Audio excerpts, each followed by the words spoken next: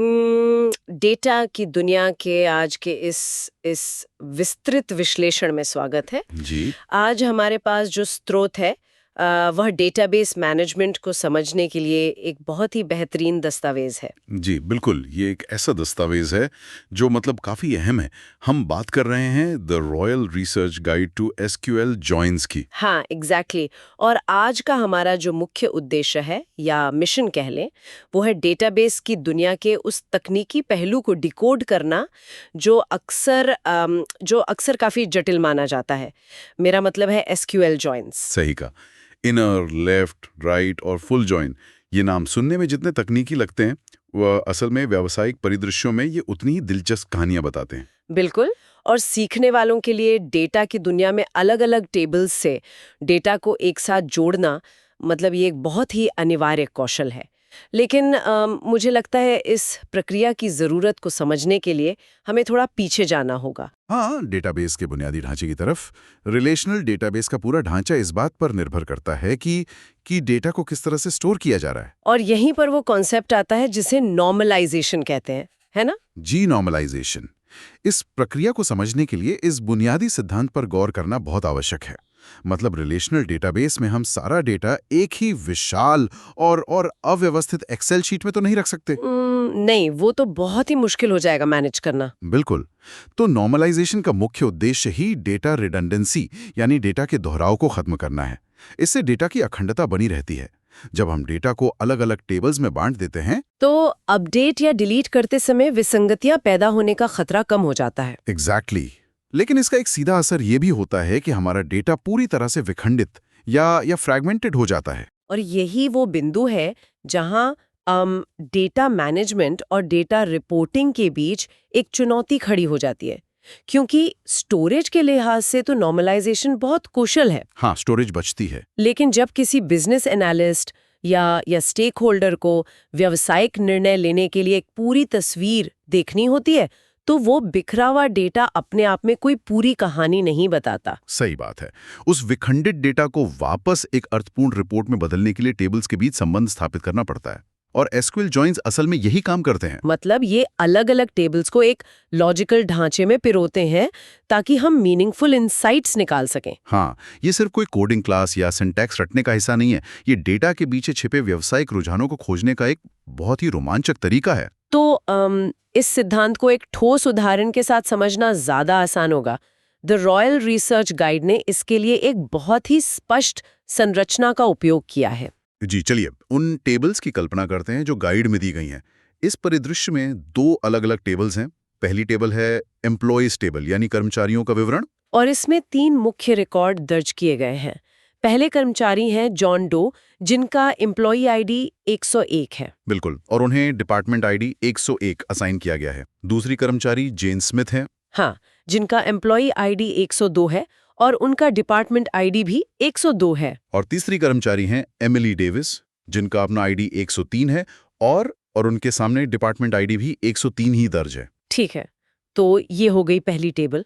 और इसके समानांतर जो दूसरी टेबल है वह है डिपार्टमेंट्स टेबल। हाँ, विभागों की जानकारी। इसमें भी 3 पंक्तियां हैं। डिपार्टमेंट आईडी 101 जो एचआर विभाग को दर्शाता है। डिपार्टमेंट आईडी 102 जो आईटी विभाग के लिए है। और अंत में डिपार्टमेंट आईडी 104 जो मार्केटिंग विभाग का प्रतिनिधित्व करता है। अब इन दोनों टेबल्स को देखने पर एक बात जो बिल्कुल स्पष्ट हो जाती है वो ये कि डिपार्टमेंट आईडी ही वो साझा कॉलम है जो इन दोनों टेबल्स के बीच एक कड़ी या पुल का काम करता है। बिल्कुल। रिलेशनल डेटाबेस में इस तरह के रिलेटेड कॉलम के बिना कोई भी जॉइन ऑपरेशन काम ही नहीं कर सकता। यही साझा कॉलम वो धुरी है जिसपे सारे जॉइन्स काम करते हैं। तो स्पष्ट संरचना के साथ अब हम पहले जॉइन की कार्यप्रणाली का विश्लेषण कर सकते हैं, जो कि है इनर जॉइन। जी, इनर जॉइन। इसकी प्रकृति बहुत ही सख्त और चयनात्मक होती है। इसका सीधा नियम यह है कि यह केवल उन्हीं पंक्तियों को परिणाम में शामिल करता है जिनका दोनों टेबल्स में साझा कॉलम के आधार पर सटीक मिलान होता है। मतलब एकदम एग्जैक्ट मैच होना चाहिए। एग्जैक्टली। यदि कोई रिकॉर्ड बाईं टेबल में है लेकिन दाईं टेबल में उसका कोई संदर्भ नहीं है या इसका उल्टा है, तो वो रिकॉर्ड अंतिम परिणाम से पूरी तरह बाहर कर दिया जाता है। इस नियम को अगर हम अपने मौजूदा कर्मचारियों और विभागों वाले उदाहरण पर लागू करें तो परिणाम बहुत ही तार्किक तरीके से सामने आते हैं। एम्प्लॉय टेबल में जॉन डो का डिपार्टमेंट आईडी 108 है। जो डिपार्टमेंट्स टेबल के एचआर विभाग से पूरी तरह मेल खाता है। तो आउटपुट में जॉन डो को एचआर विभाग के साथ दिखाया जाएगा। इसी तरह जेन स्मिथ का आईडी 102 आईटी विभाग के साथ सटीक रूप से जुड़ जाता है। लेकिन असली पेच तीसरी कर्मचारी यानी एमिली डेविस के मामले में आता है। हाँ, क्योंकि उनका डिपार्टमेंट आईडी 103 है, जबकि डिपार्टमेंट्स टेबल में 103 का कोई अस्तित्व ही नहीं है। और दूसरी ओर देखें तो डिपार्टमेंट्स टेबल में मार्केटिंग विभाग का आईडी 104 है, लेकिन किसी भी कर्मचारी के रिकॉर्ड में 104 दर्ज नहीं है। तो चूंकि इनर जॉइन केवल इंटरसेक्शन या सटीक मिलान पर काम करता है, इसलिए एमिली डेविस का रिकॉर्ड और मार्केटिंग विभाग का रिकॉर्ड दोनों ही फाइनल आउटपुट से हटा दिए जाएंगे। बिल्कुल, परिणाम में केवल जॉन डो एचआर के साथ और जेन स्मिथ आईटी के साथ ही दिखाई देंगे। तो व्यावसायिक दृष्टिकोण से अगर हम बात करें, जैसा द रॉयल रिसर्च गाइड में भी स्पष्ट किया गया है, इनर जॉइन का उपयोग तब किया जाता है जब डेटा की शुद्धता सर्वोच्च प्राथमिकता होती है। हाँ, उदाहरण के लिए एक एम्प्लॉय मैनेजमेंट सिस्टम में यदि पेरोल विभाग को केवल उन कर्मचारियों की सूची चाहिए जिन्हें कोई डिपार्टमेंट असाइन किया जा चुका है, ताकि उनका वेतन उस विशिष्ट विभाग के बजट से काटा जा सके। सही कहा। ऐसी स्थिति में इनर जॉइन सबसे परफेक्ट है। ये किसी भी अधूरे रिकॉर्ड को सिस्टम में आने से रोकता है, जिससे वित्तीय रिपोर्टिंग में कोई गड़बड़ी नहीं होती। यह सुनिश्चित करता है कि रिपोर्ट में केवल मैप किया गया डेटा ही शामिल हो। लेकिन व्यावसायिक परिदृश्य हमेशा इतने सीधे तो नहीं होते। बिल्कुल नहीं। कई बार मैनेजमेंट को केवल सटीक मिलान वाला डेटा नहीं, बल्कि संपूर्ण डेटाबेस का एक विशिष्ट हिस्सा देखना होता है, जिसमें वो रिकॉर्ड्स भी शामिल हों जिनका कोई मैच नहीं मिला है। और यहीं पर लेफ्ट जॉइन की प्रासंगिकता सामने आती है। जी, लेफ्ट जॉइन। इसका बुनियादी सिद्धांत यह है कि बाईं तरफ वाली टेबल, जो हमारे मामले में एम्प्लॉयज टेबल है, उसके सभी रिकॉर्ड्स को सुरक्षित रखता है। चाहे दाईं टेबल में उनका कोई मिलान मौजूद हो या ना हो, बाईं टेबल का कोई भी डेटा छूटेगा नहीं। इस स्थिति में डेटाबेस का जो व्यवहार है वो समझना बहुत दिलचस्प है। जब हम लेफ्ट जॉइन चलाते हैं तो जॉन डो और जेन स्मिथ तो अपने विभागों के साथ आएंगे ही, लेकिन इस बार एमिली डेविस का नाम भी सूची में शामिल होगा। हाँ, अब तकनीकी सवाल ये उठता है कि चूंकि डिपार्टमेंट्स टेबल में एमिली के आईडी 103 के लिए कोई विभाग मौजूद है ही नहीं, तो डेटाबेस उस कॉलम में क्या दिखाएगा? और यही वो मोमेंट है जहां एक नए कॉन्सेप्ट की एंट्री होती है। ऐसी स्थिति में डेटाबेस एक विशेष मार्कर का उपयोग करता है जिसे नल कहा जाता है। बिल्कुल, नल। और ये स्पष्ट करना जरूरी है कि नल का मतलब शून्य या सिर्फ कोई खाली जगह नहीं होता। डेटाबेस की भाषा में इसका अर्थ है अज्ञात या अनुपस्थित डेटा, मिसिंग डेटा। इसलिए लेफ्ट जॉइन के आउटपुट में जॉन डो के आगे एचआर, जेन स्मिथ के आगे आईटी और एमिली डेविस के आगे नल लिखा हुआ आएगा। ये एक बहुत ही महत्वपूर्ण डेटा पॉइंट है। अगर हम इसके व्यवहारिक उपयोग की बात करें तो मानव संसाधन ऑडिट के दौरान ये जानकारी बहुत कीमती हो जाती है। हाँ, कल्पना करें कि एक बड़ी कॉर्पोरेट कंपनी है जहां हजारों कर्मचारी हैं। मैनेजमेंट को ये देखना है कि कोई भी कर्मचारी बेंच पर न बैठा हो, मतलब उसे कोई ना कोई टीम या प्रोजेक्ट असाइन किया गया हो। जब एचआर सिस्टम पर लेफ्ट जॉइन आधारित क्वेरी रन की जाती है तो जो भी पंक्तियां नल के साथ वापस आती हैं वे तुरंत एक रेड फ्लैग बन जाती हैं। ये मैनेजमेंट को बताता है कि एमिली जैसी कर्मचारी सिस्टम में तो मौजूद हैं, उन्हें शायद वेतन भी मिल रहा है, लेकिन तकनीकी रूप से भी किसी टीम का हिस्सा नहीं है। और ये नए लोगों को ट्रैक करने या संसाधनों के अनुकूलन के लिए एक सीधा एक्शन पॉइंट बन जाता है। अब संसाधनों की इस ट्रैकिंग को अगर हम दूसरे नजरिए से देखें तो हमें राइट जॉइन की कार्यप्रणाली समझ में आती है। जी, राइट जॉइन तकनीकी रूप से देखा जाए तो लेफ्ट जॉइन का ही एक उल्टा रूप है।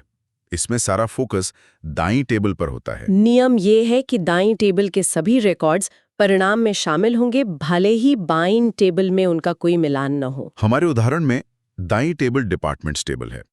इस आधार पर आउटपुट में एचआर, आईटी और मार्केटिंग तीनों विभागों की सूची आएगी। एचआर और आईटी के सामने तो जॉन और जेन के नाम होंगे, लेकिन मार्केटिंग विभाग, जिसका आईडी 104 था और जिससे कोई कर्मचारी नहीं जुड़ा था, उसके सामने एम्प्लॉय कॉलम में नल प्रदर्शित होगा।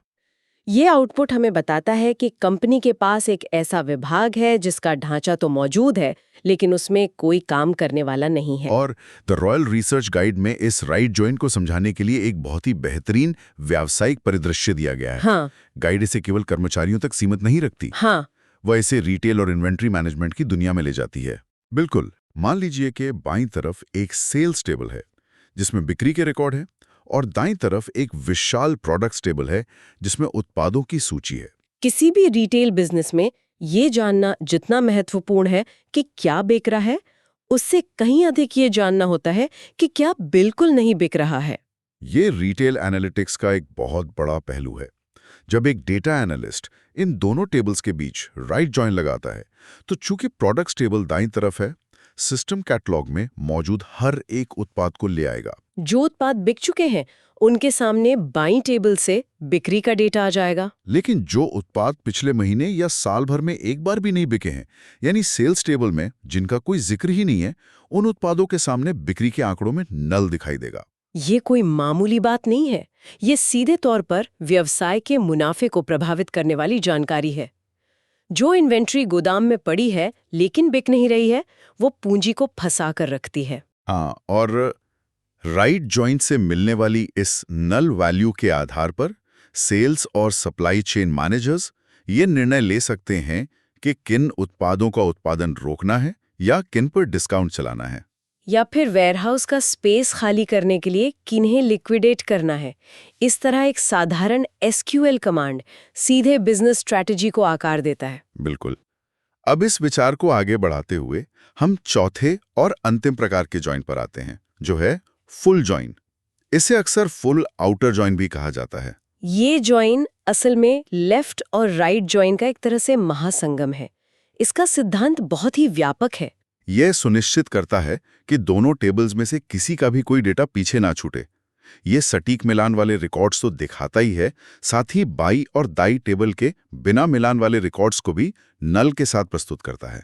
अगर हम इसे वापस अपने शुरुआती एचआर उदाहरण पर लागू करें, तो फुल जॉइन हमें पूरे इकोसिस्टम की एक विस्तृत तस्वीर देगा। भाग के लिए नल होगा और दाईं टेबल से मार्केटिंग विभाग भी आएगा, जिसके सामने कर्मचारी के लिए नल होगा।